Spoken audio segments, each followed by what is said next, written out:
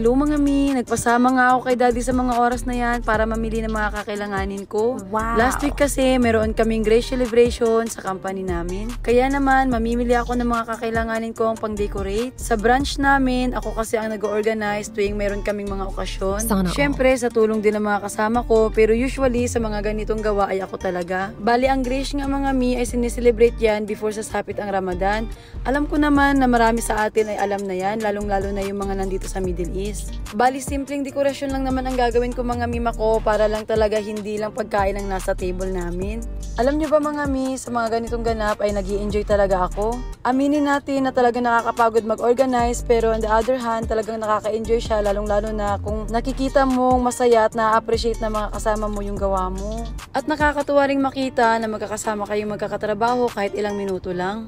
Alam mo yun, kahit maingay, magulo, pero talagang masaya. Yung may magiging chika na naman after ba? Kidding aside mga mi, speaking of Ramadan, isa ito sa pinaka-paborito kong sineselebrate dito sa Kuwait. Dahil nga aside sa hindi ganun ka-loaded yung trabaho, napaka-less lang din talaga ng oras ng pasok ko. Pero sa pagkakaalam ko, ito naman yung pinaka-busy at pinaka-nakakapagod para sa mga kababayan natin na nagtatrabaho sa loob ng bahay. Balik tayo dito mga mi, after nga namin magbayad dyan, ay niyaya ko si daddy na kumain na lang kami dito sa Chowking. Wow. Late na rin kasi sa mga oras na yan at super G na talaga ako. Hindi pa kasi ako tapos mamili mga mi dahil meron pa ako mga kailangan bilhin sa supermarket after nyan. Bali, umorder nga kami dito ng 2 combo meal na tag 2 KD. Super sulit talaga siya mga meal dahil sobrang dami na. After naman namin kumain, ay may sinundo kami ni daddy around 10 PM na yan. Tapos, dumiretso naman kami ng supermarket para mamili ng mga kakailanganin ko pa. Bali, mga drinks lang naman ang bibilin ko rito mga mi. Tapos, sasabayan ko na rin ng ibang grocery na kailangan ko sa bahay. Hindi na rin kami masyadong natagal dyan mga mi dahil sobrang antok na talaga ako sa mga oras na yan. Kinabukasan na nga ito mga mi at pagdating ko ng office ay sinimulan ko na kaagad itong balloons.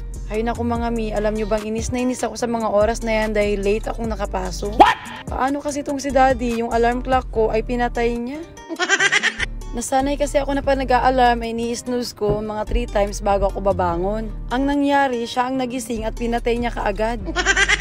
Inis na inis talaga ako mga mi at alam nyo hindi talaga ako nakaligo sa mga oras na yan. Ayaw, di ma! Habang nasa biyahe nga kami ay talagang kinakalma ako ni daddy dahil sobrang inis na inis talaga ako mga mi. Anyway, nag-focus na lang ako dito sa ginagawa ko dahil wala na rin naman ako magagawa. Sinasabi ko na lang sa sarili ko na hayaan mo na dahil 5 days ka namang walang pasok after nito. Wow! Putuin ang sarili hanggang kumain. Ayan nga at tinulungan na ako ng mga kasama ko para matapos na ito. Dahil after nga nito mga mi ay yung pagkain naman namin ang aasikasuhin ko. Bali sa pagkain nga namin mga mi ay bumili ako sa KFC ng 50 pieces na twist. Umorder din ako ng 4 na box na kunafa at cake. Meron din namang pinadalang HO namin ng cake pero hindi kasi enough yun sa dami namin. Meron ding ibang staff na nagdala ng food packs. Hindi naman din kami ganoon kadami mga mi kaya feeling ko enough na yun. Hay naku mga mi, chika ko lang sa inyo. Diba na bad trip na ako ng umaga tapos kumalma, eto na naman mga mi. Ang celebration namin ay magsisimula ng 2:30 PM to 3:30 PM. Ginawang ganon dahil ang second shift nga namin ay 3 PM ang pasok. So mga mi, umalis ako ng office around 12:30 para mamili ng mga foodings. Okay naman sana yung time mga mi, kaya lang Diyos ko Lord ang KFC mga mi. Inabot ako ng 1 oras at kalahati mag-antay sa order ko. What? Ang sabi sa akin ay maximum 45 minutes lang pero dumadami kasi ang mga customer. Kaya inabot ako ng 1 oras at kalahati doon. Tapos 2 PM mahigit na nga yan mga mima ko at rush hour na nga kaya naman sobrang traffic talaga. Tawag na ng tawag yung amo ko mga mi. Diyos ko, stress na talaga ako during that time.